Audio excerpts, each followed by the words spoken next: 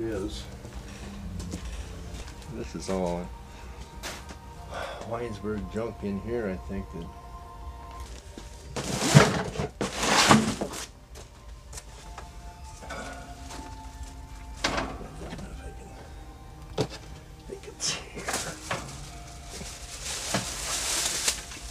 this is a one-on-one.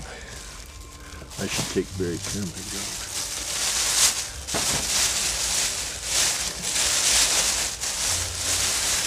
That's crooked. There's a charcoal drawing of Sherwood Anderson, and I believe it was done by his brother Carl. Crooked. Not very well taken care of.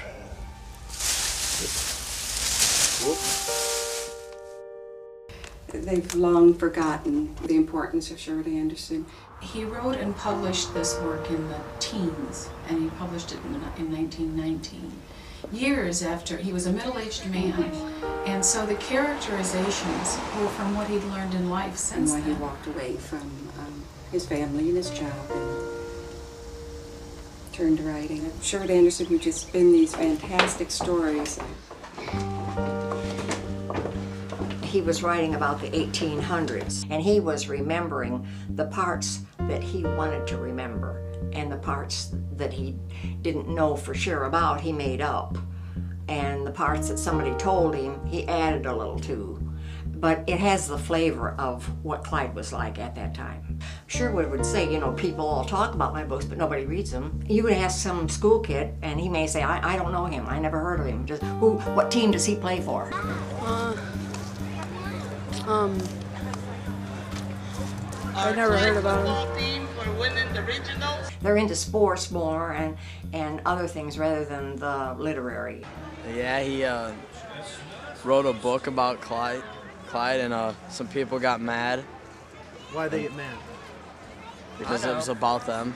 He like wrote about guys that would look into girls' windows and stuff and peek on them.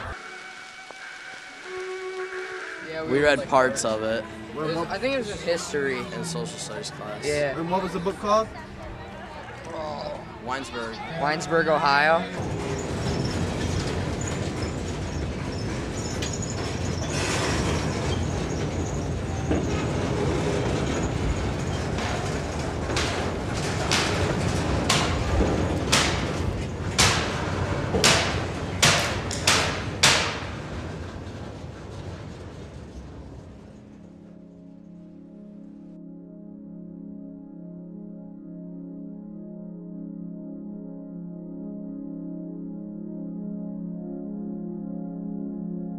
My eyes fell on the book Winesburg, Ohio, on my bookshelf. I picked it up. Oh God, yes, of course, this is the book. And I actually thought at the time what a beautiful film it would make. I had a really strong feeling about this book, and I feel that we are expressing that in this film. When the project came up, I mean, I just said I'd like to be part of this in any way I could.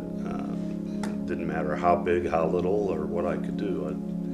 I wanted to be involved in it because Anderson has had his effect on me, I think. I thought like Winesburg, Ohio was immediately attractive since I was in Ohio. It was the first time I'd worked in America and so on and so forth. So I just read the book and liked it a lot. It was as simple as that, really. I mean, and then nothing happened.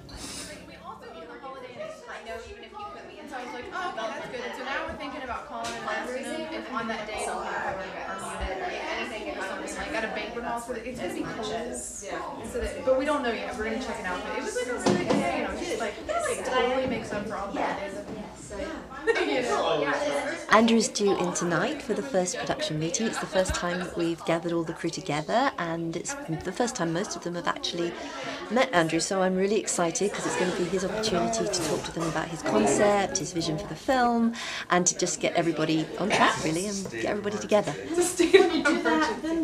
everybody load up because it's gonna be a long ride. Basically, Jenny and I just wanted to talk tonight. We wanted to get everybody together to introduce yourselves, and so everybody knows everybody because it's going to be a tight-knit family. But I should say that, I mean, Andrew isn't here.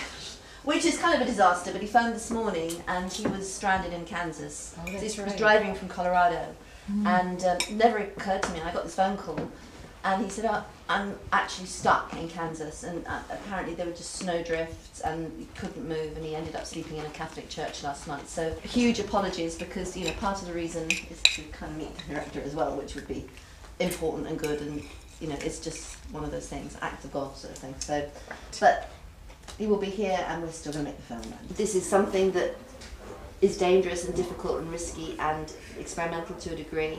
And we're making it on film, so it's going to be much harder, all those things, but we might very well end up with something that's really exciting and really, that we can be really proud of, I think, as artists. This is something that's going to be quite difficult, but, it's going to be exciting. So, anyway, but we're also making... No, it's true. Yeah, we've got that, we've got our arty experiment, but we've also got this documentary that Tommy's making, which is going to give us some of the history of Sherwood Anderson. It's going to give us the people that we met in Clyde.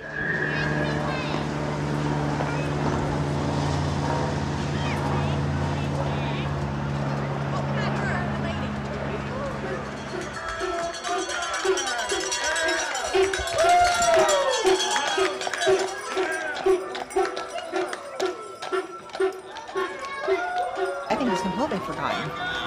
I just think that the town goes by Winesburg just because somebody older people will say, oh, they are still embracing it. They're not. I've lived here since I was 2. I'm 43 years old, so we never read it in school. We never had it in school. We never went. They go to the museum now. I've never been to the museum as long as I've lived here. I've never been to the museum, so Oh, they don't know why. They don't know why it's called Winesburg. They don't know why it's called that. They have no clue. They just think it's Santa's coming. That's all they know. Santa's coming and there's a parade today. They don't know anything about any of this.